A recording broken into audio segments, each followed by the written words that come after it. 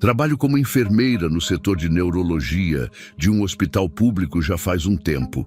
A gente sempre vê coisa estranha, né? Mas essa história me dá arrepio até hoje.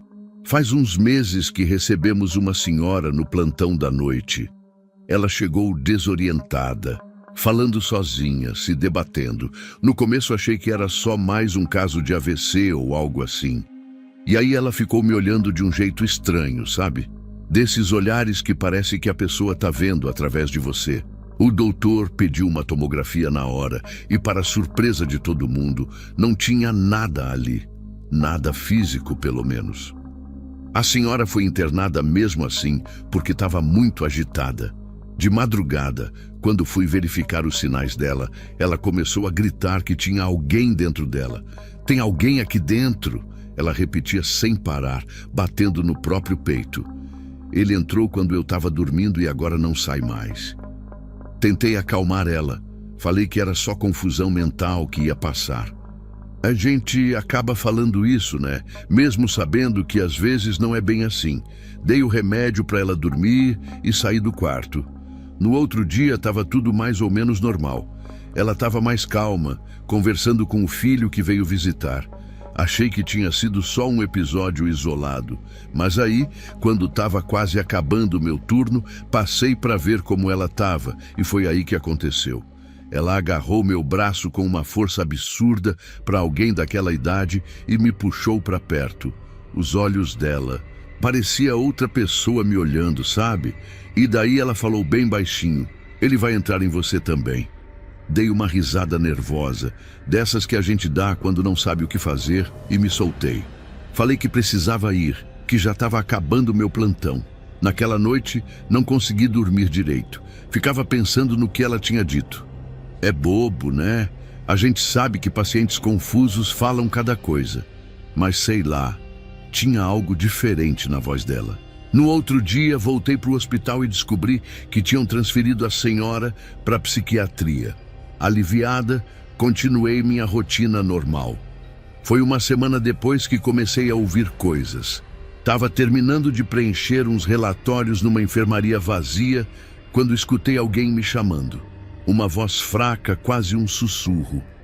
Olhei em volta, mas não tinha ninguém.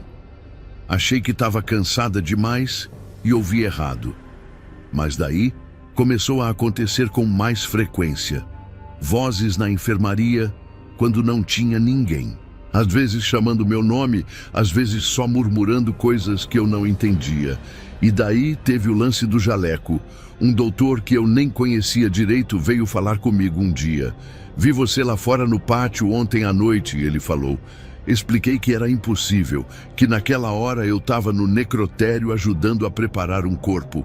Ele ficou com uma cara estranha e disse que tinha certeza que era eu, que tinha reconhecido meu jaleco com o bordado do meu nome. Senti um calafrio na hora. Quem estava usando meu jaleco no pátio enquanto eu estava em outro lugar? Comecei a sentir coisas estranhas também, tipo, de repente ter vontade de machucar pacientes. Eu nunca fui assim, sempre gostei de cuidar das pessoas. Mas às vezes me pego pensando em como seria fácil aumentar a dose de um remédio ou desligar um aparelho. E daí me assusto comigo mesma e penso, isso não sou eu. Já peguei minha mão indo em direção à torneira de oxigênio para fechá-la enquanto um paciente dormia. Foi quando percebi que tinha algo muito errado. Ontem cheguei em casa e fui tomar um banho. Quando saí, limpei o espelho embaçado com a mão e vi meu reflexo. Normal, né? Mas daí aconteceu. Eu pisquei, mas meu reflexo no espelho, ele piscou um segundo depois, como se estivesse atrasado. Fechei os olhos e abri de novo, achando que era cansaço. Mas aconteceu de novo. Era como se por um instante mínimo, meu reflexo tivesse vida própria. Hoje de manhã fui na capela do hospital e acendi uma vela. Não sou muito religiosa, mas a essa altura estou disposta a tentar qualquer coisa. Quando estava saindo, uma faxineira me parou e perguntou por que eu tinha voltado lá. Disse que não entendia a pergunta, e ela explicou que tinha me visto saindo da capela uns 10 minutos antes. mas eu tinha acabado de chegar. À noite, quando estava deitada tentando dormir, senti como se tivesse alguém deitado do meu lado na cama. Senti o colchão afundar de leve, sabe? E daí tive a impressão de ouvir aquela mesma voz da senhora, bem baixinho no meu ouvido. Eu avisei. Acendi a luz na hora, mas não tinha ninguém ali. Agora tô aqui, sem conseguir dormir, digitando isso tudo. Não sei o que fazer. Sinto que tem alguma coisa dentro de mim, me observando, esperando. Às vezes pego meu celular e vejo que tem ligações feitas que não lembro de ter realizado. Mensagens enviadas que não escrevi. E o pior, descobri que aquela senhora morreu na psiquiatria, 2 dias depois de ser transferida. Disseram que ela arrancou os próprios olhos durante um surto. E antes de morrer, ela escreveu meu nome na parede, com o próprio sangue. Vou procurar ajuda amanhã, mas nem sei por onde começar. Acabei de ouvir passos no corredor, mas moro sozinha. E tem momentos que sinto vontade de machucar a mim mesma, como se alguma coisa quisesse me fazer mal. É como se eu estivesse dividindo meu corpo com algo. E agora, enquanto escrevo isso, percebi uma coisa que me deixou gelada. Meus dedos estão digitando sozinhos.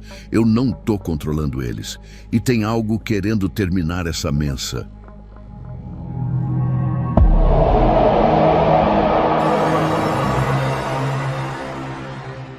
Sempre achei que o hospital à noite tem uma energia diferente.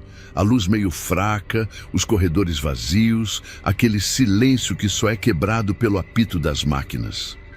Trabalho na ala de cuidados paliativos, onde a maioria dos pacientes já está em estado terminal. O pessoal sempre pergunta como aguento trabalhar num lugar assim, mas a verdade é que a gente se acostuma. Ou pelo menos eu achava que tinha me acostumado, até começar a notar um padrão estranho. Foi mais ou menos no começo do ano.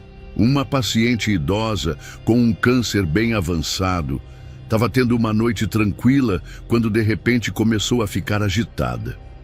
Entrei no quarto para ver o que estava acontecendo e ela me olhou com os olhos arregalados. "O anjo veio me visitar", ela disse. Achei que era só delírio por causa da medicação, sabe? Acontece muito. Ajustei o soro dela e voltei para o posto de enfermagem. Na manhã seguinte, a paciente tinha falecido. Fiquei triste, claro, mas não surpresa. Ela já estava nos estágios finais mesmo. O que me chamou a atenção foi quando, uns dias depois, um outro paciente, um senhor com insuficiência cardíaca, começou a dizer que tinha visto o anjo no quarto dele. Ele dizia que era um homem alto, com um jaleco branco e olhos muito escuros, quase sem branco nenhum. Falei que devia ser algum médico que passou para examinar ele, mas o senhor insistiu que não, que aquele homem só ficou parado no canto do quarto, olhando. E aí o senhor também faleceu na mesma noite. Foi quando comecei a prestar mais atenção. Nos meses seguintes, notei que vários pacientes mencionavam essa mesma figura antes de morrer. Sempre um homem alto, sempre de jaleco branco, sempre com aqueles olhos escuros. Alguns chamavam de anjo, outros de doutor. Mas a descrição era sempre a mesma, e todos que o viam acabavam falecendo logo depois. Comecei a perguntar para os outros enfermeiros se eles conheciam algum médico com essa descrição. A maioria dava de ombros, falava que devia ser o doutor tal ou o doutor fulano. Mas nenhum médico do hospital batia exatamente com aquela descrição. Principalmente os olhos. Ninguém tinha olhos assim. Uma noite, estava cuidando de uma senhora com câncer terminal. Ela estava consciente, mas muito fraca. Quando fui checar os sinais vitais dela, ela segurou minha mão de repente. A mão dela estava gelada e ela olhava fixo para a porta do quarto. "Ele está atrás de você, moça. Não olha", ela disse, com a voz tremendo. Senti um calafrio subindo pela espinha. Queria virar para ver se tinha alguém ali, mas algo me impediu. Era como se meu corpo soubesse que não devia olhar. Fingi que não era nada. Terminei de checar os sinais dela e saí do quarto o mais rápido que pude. A senhora faleceu antes do amanhecer. Depois disso, Fiquei obcecada com aquela figura. Comecei a perguntar por aí, discretamente, se alguém mais tinha visto esse médico misterioso. A maioria me olhava como se eu fosse maluca, mas uma técnica de enfermagem mais antiga, que trabalha no hospital há mais de 20 anos, teve uma reação diferente quando descrevi a figura. Ela ficou pálida e me puxou para um canto. "Ninguém assim trabalha aqui", ela disse baixinho. "Mas essa descrição é igual a de um médico que trabalhou aqui há muitos anos, o Dr. Mendes. Ele era alto, sempre usava jaleco mesmo em dias de calor e tinha olhos escuros que todo mundo comentava." Perguntei onde ele estava agora, se tinha se aposentado ou mudado de hospital. A técnica me olhou de um jeito estranho e disse que ele tinha morrido, bem ali no hospital mesmo. Tinha se enforcado numa das salas de armazenamento depois que perdeu 5 pacientes numa mesma noite. Isso tinha acontecido há mais de 15 anos. Fiquei sem reação. A técnica me fez prometer que não ia espalhar essa história, porque poderia assustar os pacientes. Prometi, claro, mas não conseguia parar de pensar nisso. Um médico morto que aparece antes das pessoas falecerem. Parece coisa de filme de terror, né? Mas eu estava vendo acontecer bem na minha frente. Tentei me convencer que era só coincidência, que os pacientes, por estarem perto da morte, têm alucinações parecidas, que a mente cria coisas quando está prestes a se apagar, mas no fundo eu sabia que tinha algo mais. Na semana passada, estava cuidando de um menino com leucemia em estado avançado. Ele tinha uma recaída severa e não estava respondendo bem ao tratamento. Quando fui dar o remédio para ele, notei que ele olhava fixo para o canto do quarto. Segui o olhar dele e não vi nada. "Quem você está olhando?" perguntei, tentando disfarçar o medo na minha voz. "O médico de olho preto", ele respondeu simplesmente. "Ele disse que vai me levar para um lugar sem dor." Saí do quarto tremendo. O menino faleceu naquela madrugada. Ontem à noite eu estava sozinha no posto de enfermagem. Eram umas 3 da manhã. E o andar estava silencioso, a maioria dos pacientes dormindo. Estava atualizando algumas fichas quando senti aquela sensação de estar sendo observada. Sabe quando você sente que tem alguém te olhando? Levantei a cabeça devagar e vi uma figura parada no fim do corredor. Era alto, usava jaleco branco que parecia brilhar na penumbra do corredor mal iluminado. Não conseguia ver o rosto direito por causa da distância e da iluminação fraca, mas tive certeza que era ele. O tal anjo. Fiquei paralisada. Não sabia se gritava, se corria, se fingia que não tinha visto. Antes que pudesse decidir, a figura começou a andar na minha direção. Foi quando notei que os pés dele não tocavam o chão. Ele deslizava, como se flutuasse uns centímetros acima do piso. E quanto mais perto chegava, mais eu podia ver os olhos. Eram completamente pretos, sem íris, sem branco, como 2 buracos infinitos. Quando ele estava quase chegando no posto, fechei os olhos com força. Contei até 10 na minha cabeça, rezando todas as orações que lembrava. Quando abri os olhos de novo, o corredor estava vazio. Agora estou com medo de voltar para o trabalho, porque sei o que significa quando ele aparece. E ele nunca tinha aparecido para um funcionário antes, só para pacientes prestes a morrer. E tem mais uma coisa. Hoje mais cedo, um colega me ligou. Disse que teve um paciente novo na ala, um senhor idoso com pneumonia grave. E a primeira coisa que ele perguntou quando acordou foi: "Cadê a enfermeira de cabelo castanho? O médico de olhos pretos disse que ela seria a próxima."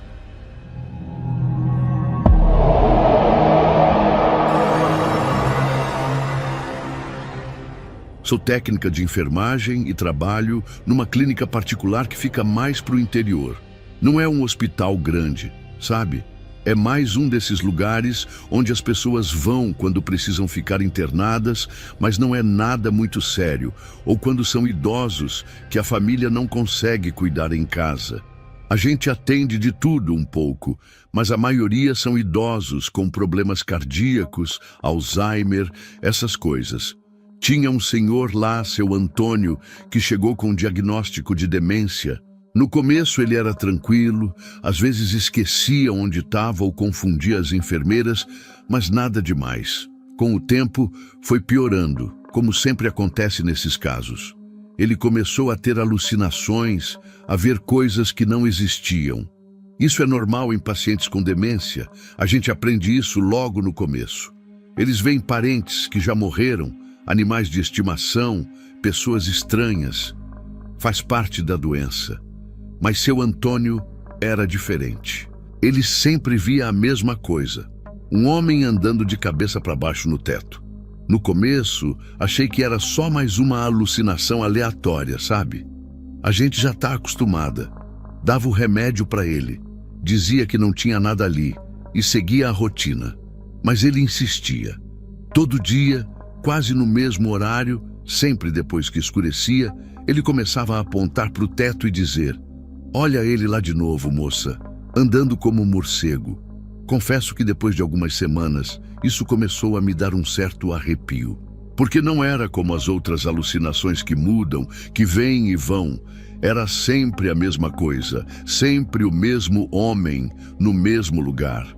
E a forma como seu Antônio descrevia, dizia que o homem era magro, de pele cinzenta e usava uma roupa escura, tipo um terno velho, e que andava devagar pelo teto, sempre olhando para baixo, para os pacientes. Uma noite eu estava fazendo o turno da madrugada. A clínica fica meio vazia nesse horário, só tem um enfermeiro e um técnico de plantão.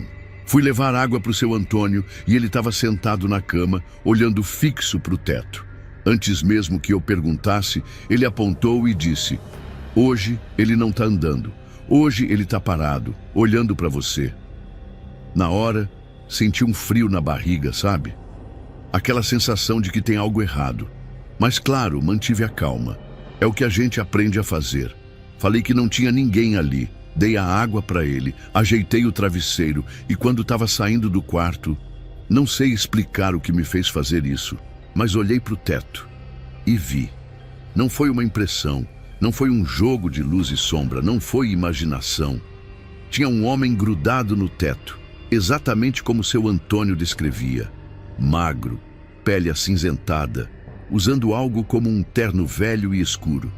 Ele estava de cabeça para baixo, os pés colados no teto como se tivesse algum tipo de adesivo neles, e olhava diretamente para mim, sem piscar. Os olhos eram grandes demais para o rosto dele, esbugalhados e completamente pretos. Deixei a bandeja com o copo cair no chão. O barulho do vidro quebrando pareceu me despertar daquele transe. Saí correndo do quarto e fui direto para o posto de enfermagem. O outro enfermeiro de plantão percebeu meu estado e perguntou o que tinha acontecido. Não consegui explicar.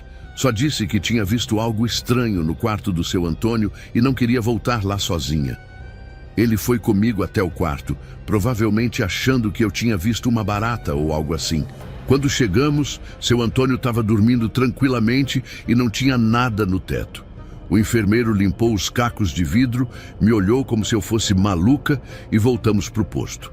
Eu não contei o que tinha visto de verdade. Como explicar uma coisa dessas? Nos dias seguintes, evitei o quarto do seu Antônio, pedi para trocar de ala, inventei desculpas. Mas numa clínica pequena como a nossa, é impossível evitar completamente um paciente. Uma semana depois, tive que cobrir uma colega que ficou doente.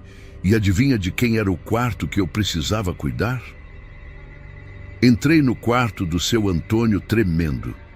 Ele estava sentado na poltrona perto da janela, olhando para o nada. Parecia mais abatido, mais magro. A demência estava avançando rápido. Respirei fundo e entrei. Ele me olhou e deu um sorriso fraco. Ele sentiu sua falta, disse seu Antônio, apontando para o teto. Não olhei para cima. Não queria ver, mas sentia, sabe? Aquela sensação de ser observada, de ter algo acima de mim, me encarando. Fiz o que tinha que fazer o mais rápido possível e saí. Na mesma noite, seu Antônio teve uma parada cardíaca. Quando a equipe chegou para reanimar, já era tarde demais. Ele se foi. Senti uma tristeza, claro, mas também um alívio secreto. Talvez agora aquela coisa no teto desaparecesse junto com ele. E por algumas semanas, realmente desapareceu. A vida na clínica voltou ao normal. Eu até comecei a pensar que tinha imaginado tudo, que o estresse do trabalho tinha me feito ter uma alucinação. Talvez fosse eu quem precisava de tratamento, não seu Antônio. Mas então chegou uma nova paciente, uma menina de uns 12 anos com uma doença autoimune complicada. Ela precisava ficar internada por causa de uma infecção, nada muito sério. Fiquei responsável pelos cuidados dela no primeiro dia. Era uma garota doce, dessas que conquista a gente logo de cara. Tava arrumando o soro dela quando notei que ela olhava fixamente para o teto. Segui o olhar dela sem pensar e não vi nada. "O que foi, querida? Viu alguma coisa?" Perguntei, tentando não demonstrar o nervosismo na minha voz. "Tem um homem andando lá em cima." Ela respondeu calmamente, como se fosse a coisa mais normal do mundo. "Ele está usando uma roupa escura e anda de cabeça para baixo." Senti o sangue gelar nas veias. Ela estava no mesmo quarto que seu Antônio ocupava antes de morrer. "Desde quando você está vendo isso?" Perguntei, a voz falhando. "Desde que cheguei. Ele fica andando de um lado para o outro. Às vezes para e fica me olhando. Acho que ele quer dizer alguma coisa." Saí do quarto com a desculpa de buscar mais soro, mas na verdade precisava respirar. Aquilo não podia estar acontecendo de novo. Falei com o médico responsável pela menina, inventei que ela estava tendo alucinações por causa da febre. Ele aumentou a dose de antitérmicos, mas não adiantou nada. No dia seguinte ela continuava vendo o homem no teto, e no outro dia também. Uma noite, fiquei sozinha com ela no quarto enquanto a mãe foi jantar. Ela estava desenhando quando de repente parou e olhou para cima. "Ele voltou", ela disse simplesmente. "E agora tem mais gente com ele." Não consegui me conter. "Mais gente? Como assim?" "Mais pessoas no teto. Tem um senhor de pijama também. Ele parece perdido." Um senhor de pijama, como seu Antônio, que morreu usando o pijama listrado do hospital. Nunca contei para ninguém o que aconteceu naquele quarto. A menina recebeu alta alguns dias depois, e a última coisa que ela me disse foi: "O homem do teto falou que vai sentir minha falta e que gosta de você também." Desde então, evito ao máximo entrar naquele quarto específico. Quando não tem jeito, nunca olho para o teto. Mantenho os olhos fixos no chão ou no paciente, porque tenho certeza que se olhar para cima, vou ver ele de novo. E agora, seu Antônio também andando de cabeça para baixo, observando os pacientes. Às vezes, quando estou no corredor à noite e o hospital está silencioso, sinto como se algo estivesse se movendo acima de mim. Um leve arrastar, um sussurro. E tenho medo, muito medo, de que um dia eu olhe para o teto e veja ele sorrindo para mim, me chamando para subir e andar de cabeça para baixo também.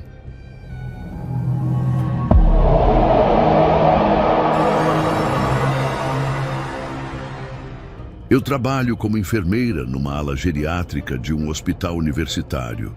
É um lugar movimentado, sempre cheio de estudantes, familiares, acompanhantes.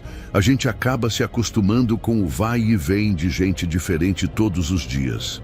Mas teve uma pessoa que eu nunca vou esquecer. E olha que não foi por falta de tentar. Era uma quarta-feira de chuva, daquelas que fazem o hospital ficar com cheiro de mofo. Recebemos um senhor com Alzheimer avançado que precisava ficar em observação por causa de uma pneumonia. Nada fora do comum até aí. O que chamou minha atenção foi a acompanhante dele. Uma mulher jovem, devia ter uns 25 anos, bem vestida. Disseram que era neta dele, mas não tinha nenhuma semelhança. E o jeito dela tinha algo de estranho desde o começo. Quando fui fazer a ficha de internação, ela ficou o tempo todo parada do lado da maca, olhando para o nada. Nem piscava direito. Perguntei o nome dela para preencher o cadastro de acompanhantes e ela demorou tanto para responder que achei que não tinha escutado. Quando finalmente falou Ana, a voz saiu estranha, como se tivesse desaprendido a falar. E aí, quando levantou o rosto para me olhar, ela sorriu. Parece bobo falar que um sorriso me assustou, né? Mas não era um sorriso normal. Não tinha alegria, nem simpatia, nem nada humano ali. Era um sorriso mecânico, como se alguém tivesse ensinado ela a esticar os lábios daquele jeito, mas sem explicar o que um sorriso significa de verdade. Os lábios esticados demais, mostrando todos os dentes, mas os olhos continuavam vazios, mortos. Tentei ignorar, claro. A gente vê tanta coisa estranha no hospital que aprende a seguir em frente. O paciente foi acomodado no quarto, ela ficou lá como acompanhante e meu turno seguiu normal. De vez em quando passava lá para verificar os sinais vitais do senhor e ela sempre estava no mesmo lugar, sentada na poltrona de acompanhante, olhando para a parede. Nunca comendo, nunca indo ao banheiro, nunca dormindo. Na terceira noite após a internação, eu estava no turno da madrugada. Por volta das 3 da manhã, fui até a sala de descanso dos enfermeiros para tomar um café e tentar espantar o sono. A sala fica no final do corredor, um pouco afastada dos quartos. Quando abri a porta, ela estava lá. Ana, acompanhante do senhor com Alzheimer. Mas não estava sentada ou em pé. Ela estava nua, completamente nua, com o corpo todo coberto de arranhões profundos, como se tivesse passado por um matagal de espinhos. Estava de 4 no chão, a barriga arrastando no piso frio, a coluna curvada de um jeito impossível. E o rosto, meu Deus, o rosto dela. O sorriso estava ainda maior, ocupava metade da cara, os lábios esticados até rasgar os cantos da boca, os olhos esbugalhados, quase saltando das órbitas. Fiquei paralisada na porta. Ela começou a se arrastar na minha direção, ainda de 4, o corpo se movendo de um jeito errado, como se os ossos tivessem sido quebrados e remontados fora de ordem. E fazia um som, um riso baixo, gutural, que parecia vir de dentro da barriga e não da garganta. Finalmente consegui gritar. 2 seguranças e outro enfermeiro vieram correndo. Quando entraram na sala, ela pulou para cima de mim com uma agilidade animal. Levei um arranhão no braço antes que conseguissem contê-la. Enquanto os seguranças tentavam imobilizá-la, ela se contorcia como uma cobra, ainda rindo daquele jeito horrível. E daí, no meio da confusão, ela olhou direto nos meus olhos e disse, com uma voz grave que não era dela: "Eu já estive dentro de você." Depois disso, ela desmaiou. Ou fingiu desmaiar, não sei. Chamaram o psiquiatra de plantão. Deram sedativos, fizeram todos os procedimentos de praxe para pacientes em surto. Descobriram que ela não era neta do paciente. Na verdade, ninguém sabia quem ela era. Tinha dado um nome falso, documentos falsos, tudo. O verdadeiro acompanhante do idoso, o filho dele, tinha sido abordado no estacionamento por essa mulher que disse que era da assistência social do hospital e que ia acompanhar o pai dele no primeiro dia. Ele acreditou e foi embora. Enquanto cuidavam dela na emergência psiquiátrica, voltei para o quarto do paciente idoso para ver se estava tudo bem com ele. Foi quando notei algo estranho no criado mudo ao lado da cama. Era um frasco pequeno, de vidro escuro, com um líquido denso dentro. Tinha um cheiro forte, meio adocicado. E tinha uma etiqueta escrita à mão: "Beba-me." Chamei o médico de plantão na hora. Analisaram o líquido e descobriram que era uma mistura de drogas psicoativas potentes com algo que não conseguiram identificar. Algum tipo de substância orgânica que não constava em nenhum banco de dados toxicológicos. A mulher foi transferida para um hospital psiquiátrico e o caso foi parar na polícia. Eu tive que prestar depoimento, contar tudo o que tinha acontecido. Mas não contei sobre a frase que ela disse: "Eu já estive dentro de você." Aquilo parecia íntimo demais, pessoal demais. E me dava um medo irracional. Achei que o caso tinha acabado ali, que nunca mais ia ouvir falar nela. Mas algumas semanas depois, recebi uma ligação do hospital psiquiátrico. Uma médica queria falar comigo sobre a paciente. Disse que desde que ela chegou lá, só repetia uma coisa: meu nome completo. E que tinha desenhos nas paredes da cela, feitos com as próprias unhas. Desenhos de uma mulher que se parecia muito comigo. Desliguei o telefone tremendo. Naquela noite não consegui dormir. Fiquei pensando no que ela quis dizer com "eu já estive dentro de você". Como se ela tivesse me possuído em algum momento que eu não me lembrava. Ou como se fosse voltar a fazer isso. As semanas foram passando e aos poucos fui me acalmando. Voltei à rotina normal, apesar de ainda ter pesadelos ocasionais com aquele sorriso monstruoso. Até que ontem, quando estava sozinha em casa tomando banho, senti uma coisa estranha. Estava lavando o cabelo, com os olhos fechados, quando percebi que estava sorrindo. Um sorriso grande, forçado, que esticava meus lábios de um jeito doloroso. Não era eu que estava fazendo aquilo. Era como se alguma outra coisa estivesse controlando meus músculos faciais. Abri os olhos assustada e o sorriso sumiu. Saí do banho na mesma hora. Me enrolei na toalha tremendo de medo. Foi quando ouvi o celular tocando na sala. Corri para atender e era do hospital psiquiátrico novamente. A médica, com a voz tensa, me perguntando se eu tinha ido visitar a paciente. Claro que não, respondi. Por quê? Porque ela sumiu, disse a médica. Fugiu de alguma forma durante a madrugada e deixou uma mensagem arranhada na parede da cela. Só 2 palavras: voltando para casa. Achamos que ela pode ter ido atrás de você, já que era só o que ela falava aqui.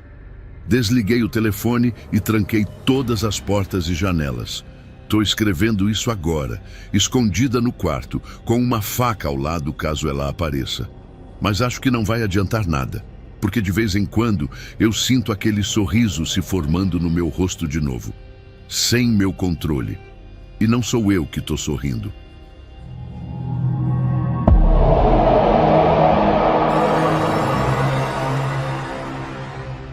Eu nunca falei sobre isso com ninguém, nem com minha família, nem com meus amigos. É algo que tento esquecer todos os dias, mas que volta para me assombrar toda vez que entro num hospital ou vejo um corredor vazio à noite.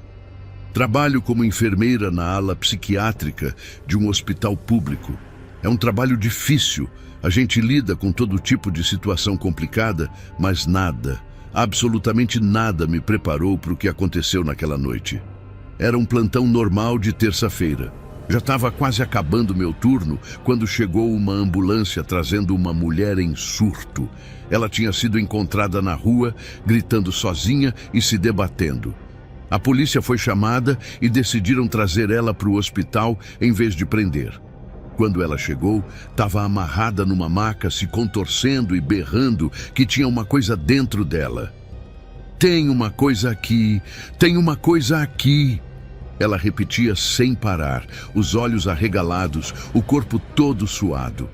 Nada que a gente já não tivesse visto antes. Internamos ela, demos os medicamentos de praxe e ela acabou dormindo. No começo da noite, ela parecia mais calma. Já tinha sido medicada, estava dormindo. O médico deixou prescrição para sedação contínua e isolamento devido à agitação psicomotora. Tinha deixado os prontuários em ordem e estava pronta para ir embora, só esperando a enfermeira do turno da noite chegar para fazer a passagem. Foi aí que tudo começou. A mulher, que tinha sido amarrada na cama com contenção de pulso por segurança, de alguma forma conseguiu se soltar.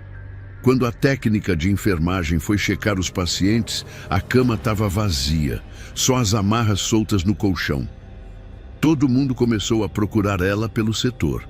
A ala psiquiátrica não é tão grande, mas tem vários quartos, salas de terapia, banheiros. Estava vasculhando os banheiros quando ouvi um grito vindo do corredor principal. E daí vi. A mulher estava completamente nua no meio do corredor, tinha arrancado o avental hospitalar e a roupa de baixo. Mas não era só isso. O corpo dela estava coberto de cortes. Não eram cortes superficiais ou arranhões, eram cortes profundos, como se alguém tivesse usado uma faca afiada. Tinha cortes no abdômen, nas coxas, nos braços, alguns tão profundos que dava para ver a carne exposta. Mas o pior não eram os cortes, era o rosto dela. Ela ria, um riso alto, agudo, que não parecia humano. Como se aqueles cortes todos, que deviam estar causando uma dor terrível, fossem a coisa mais engraçada do mundo. E ela corria de um jeito estranho, quase saltitando, os braços abertos, o sangue escorrendo pelo corpo e deixando um rastro no chão do corredor. Chamamos segurança na hora. Tentamos cercar ela. Não sei como uma mulher naquele estado tinha tanta força, mas ela derrubou 2 seguranças homens antes que pudéssemos alcançá-la. E daí ela entrou na sala de medicação. Aquela sala onde a gente guarda os remédios, seringas, material de primeiros socorros. Tem uma porta pesada, com fechadura. Não sei como, mas ela conseguiu trancar a porta por dentro. A gente podia ouvir barulhos lá de dentro. Primeiro de vidros quebrando, frascos caindo e depois um som ritmado como de algo batendo contra a parede, repetidamente. Thump, thump, thump. Foi quando percebi o que era aquele som. Era o som da cabeça dela batendo contra a parede. Forte, cada vez mais forte. Chamamos mais seguranças. Tentamos arrombar a porta, mas era muito resistente. O som continuava. Thump, thump, thump. E aquela risada aguda no meio. Demorou quase 20 minutos até conseguirem abrir a porta. O que vimos lá dentro ainda me persegue em pesadelos. Ela estava caída no chão, numa poça enorme de sangue. Tinha batido a cabeça contra a parede tantas vezes e com tanta força que o crânio tinha se partido. Dava para ver o osso quebrado, o sangue escorrendo da ferida aberta na testa. E mesmo assim, mesmo naquele estado, ela ainda ria. Mas agora o riso saía com dificuldade, porque ela tinha batido o rosto também, e os dentes da frente estavam quebrados, alguns até faltando. Quando entramos na sala, ela virou a cabeça lentamente na minha direção e me olhou. Não era o olhar perdido de alguém em surto psicótico, era um olhar consciente, como se ela me conhecesse, como se soubesse exatamente quem eu era. Ela sorriu, com aquela boca sangrando, os dentes quebrados, e disse com uma voz calma que contrastava com todo aquele caos: "Você vai gritar igual, enfermeira." E depois desmaiou. A ambulância chegou, levaram ela para o pronto-socorro. Tinha perdido tanto sangue que achamos que não ia sobreviver. Por algum motivo que não entendo até hoje, me ofereci para acompanhar ela na ambulância. Talvez fosse um senso de dever, talvez curiosidade mórbida, não sei. No caminho, ela teve uma convulsão forte. Quando chegamos ao PS, foi direto para a cirurgia. Fiquei esperando no corredor, ainda em choque. 1 hora depois, o cirurgião saiu e disse que ela não resistiu. Tinha morrido na mesa de cirurgia. Devia ter sido o fim da história, mas não foi. Voltei para o trabalho 2 dias depois, ainda abalada com tudo. Tinham limpado a sala de medicação, mas ainda dava para ver manchas de sangue no piso branco. Na primeira noite de plantão, após o incidente, estava sozinha fazendo a ronda, quando vi pelo canto do olho algo se movendo no fim do corredor. Virei a cabeça rápido e não tinha nada ali. Continuei a ronda. Alguns minutos depois, tive a impressão de ver de novo uma figura pálida, nua, correndo pelo corredor. Só que não estava olhando diretamente para o corredor. Estava vendo pelo reflexo na porta de vidro. No reflexo, dava para ver claramente. Era ela, a mesma mulher, nua, correndo de um jeito desengonçado, rindo. Mas quando virei para olhar o corredor diretamente, não tinha ninguém lá. Pensei que estava ficando maluca, que era o estresse do trabalho. Terminei o plantão mais cedo naquele dia, alegando que não estava me sentindo bem. Nas semanas seguintes, a mesma coisa continuou acontecendo. Eu nunca a via diretamente. Sempre pelos reflexos nas janelas, nos vidros, nos espelhos. Sempre correndo, sempre rindo. Comecei a evitar ficar sozinha, especialmente durante o turno da noite. Pedi para trocar para o turno do dia e inventei desculpas. Funcionou por um tempo. Durante o dia, com mais gente em volta, eu não a via. Achei que estava melhorando. Até que um dia, estava no banheiro do hospital, lavando as mãos. Olhei para o espelho e vi ela parada atrás de mim, não correndo dessa vez. Só parada, me olhando com aquele mesmo sorriso de dentes quebrados. Fechei os olhos com força, repeti para mim mesma que não era real. Quando abri os olhos, ela tinha sumido do espelho. Suspirei aliviada, e foi quando senti uma respiração gelada na minha nuca e ouvi aquela voz sussurrando no meu ouvido. Agora é sua vez de sentir ela dentro de você. Saí correndo do banheiro, gritando por ajuda. Os outros enfermeiros me encontraram no corredor, perguntando o que tinha acontecido. Falei que tinha visto alguém no banheiro. Eles foram verificar e, claro, não tinha ninguém lá. O supervisor sugeriu que eu tirasse alguns dias de folga. Agora estou aqui em casa, afastada do trabalho por recomendação médica. Estou tomando remédios para dormir, para ansiedade. Nada parece ajudar. Porque mesmo em casa, longe do hospital, continuo vendo ela. Nos reflexos da TV desligada, no espelho do banheiro, no vidro da janela quando escurece. E tem mais uma coisa.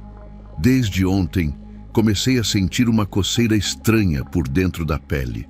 Como se tivesse algo se mexendo dentro de mim, querendo sair. E às vezes, quando estou distraída, percebo que estou rindo. Um riso agudo que não parece meu.